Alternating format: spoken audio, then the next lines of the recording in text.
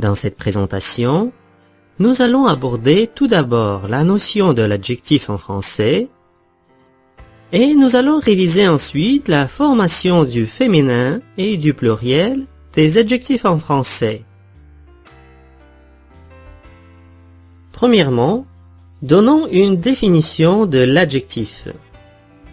Alors, l'adjectif est un mot qui sert à qualifier un substantif ou un pronom. J'attire votre attention au fait que l'adjectif ne s'emploie qu'avec un substantif ou un pronom. D'après sa nature, l'adjectif ne possède pas de genre ou de nombre. Il reçoit le genre, masculin ou féminin, et le nombre, singulier ou pluriel, à partir du nom dont il dépend. De cette façon, nous accordons toujours l'adjectif avec un nom ou un pronom auquel il se rapporte. Par exemple, une grande maison, l'adjectif grand s'accorde avec le nom maison, qui est au singulier et du genre féminin. Ils sont grands. Dans cet exemple, l'adjectif grand se met au pluriel et au masculin, parce que le pronom il est au pluriel et du genre masculin.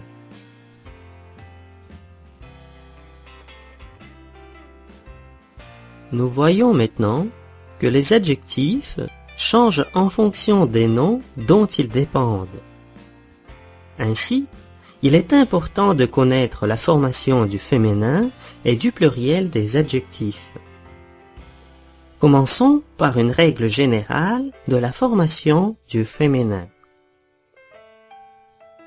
Pour former un adjectif féminin, nous ajoutons un « e » à la fin de la forme masculine. Par exemple, vert, verte, grand, grande, aigu, aigu. Faites attention, dans le féminin des adjectifs en gu, donc GU, comme aigu, nous ajoutons un tréma, 2 points au-dessus de U, pour ne pas perdre le son U au féminin.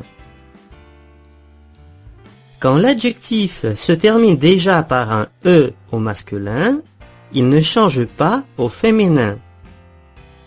Par exemple, rapide, facile, magnifique, la forme est la même pour les deux genres.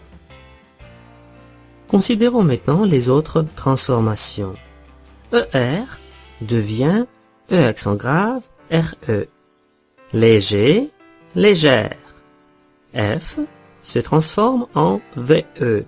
Neuf, neuve. EUX change en euse. EUSE. Heureux, heureuse. Heure en euse. Moqueur, moqueuse. Et teur se transforme en trice au féminin. Protecteur, protectrice. Vous allez peut-être me demander pourquoi nous disons moqueur, moqueuse, mais protecteur, protectrice. Ou bien pourquoi nous disons menteur, menteuse, mais créateur, créatrice. Vous allez me dire que dans les deux exemples, nous avons teur, menteur et créateur. Dans ce cas, nous allons appliquer la même règle qu'avec les substantifs.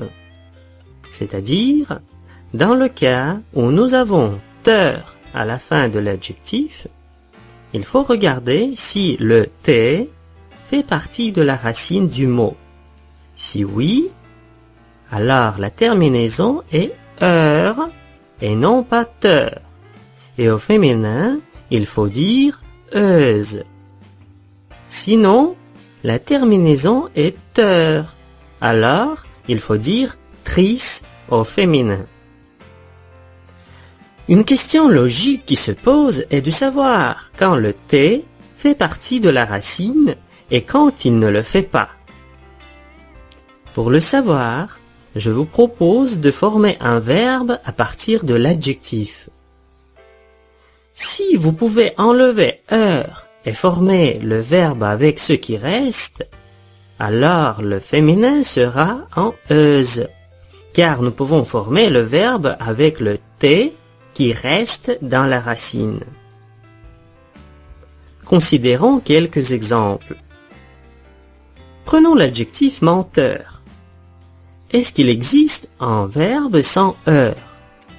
Oui, c'est le verbe mentir. Le T fait partie du verbe. Alors, au féminin, nous allons dire menteuse. Considérons encore un exemple. Créateur. Il n'y a que le verbe créer. Le T n'y fait pas partie. Alors, l'adjectif créateur au féminin sera créatrice. Pour les adjectifs en heure, il faut également distinguer quelques exceptions qui ne suivent pas les mêmes principes de la formation du féminin. Ce sont meilleur, antérieur, inférieur, supérieur, majeur, extérieur. Pour tous ces adjectifs, nous suivons en fait la règle générale et nous y ajoutons tout simplement un E à la fin. Pour les adjectifs qui se terminent en ET, EL, EIL, EN, IEN et ON, nous allons redoubler la consonne finale. Par exemple, cadet, cadette, formel, formelle, pareil, pareil, européen, européenne, ancien, ancienne, bon, bonne. Mais ici, il faut retenir quelques exceptions. Complet, complète, secret, secrète, inquiet, inquiète, discret, discrète. Pour ces adjectifs, nous ne redoublons pas la consonne, mais notez la présence d'un accent aigu. Les adjectifs en A, L, I-N, A-I-N, E-I-N, U-N suivent la règle générale, c'est-à-dire que nous ajoutons un E à la fin sans redoubler la consonne finale. Par exemple, national, national, voisin, voisine, américain, américaine, plein, pleine, commun, commune. Notez que 5 adjectifs suivants, beau, nouveau, vieux, mou et fou, ont 2 formes pour le masculin. C'est-à-dire, ils ont une forme spéciale quand ils caractérisent les substantifs masculins qui commencent par une voyelle. Par exemple, un beau garçon, mais un bel arbre, belle, 3 lettres, et une belle fille, belle, 5 lettres, forme féminine. Un vieux monsieur, un vieil homme, une vieille dame. Un nouveau livre, un nouvel hôtel, une nouvelle auto. Un mou caractère, un molle ananas, une molle neige. Un jour fou, un fol effort, une vache folle. Évidemment, nous avons quelques cas irréguliers de formation du féminin des adjectifs. Vieux, vieille, long, longue, sec, sèche, doux, douce, blanc, blanche, favori, favorite, frais, fraîche, franc, franche, faux, fausse, grec, grec. Faites attention au C qu'on garde au féminin. Versus turc, turc. Il n'y a pas de C.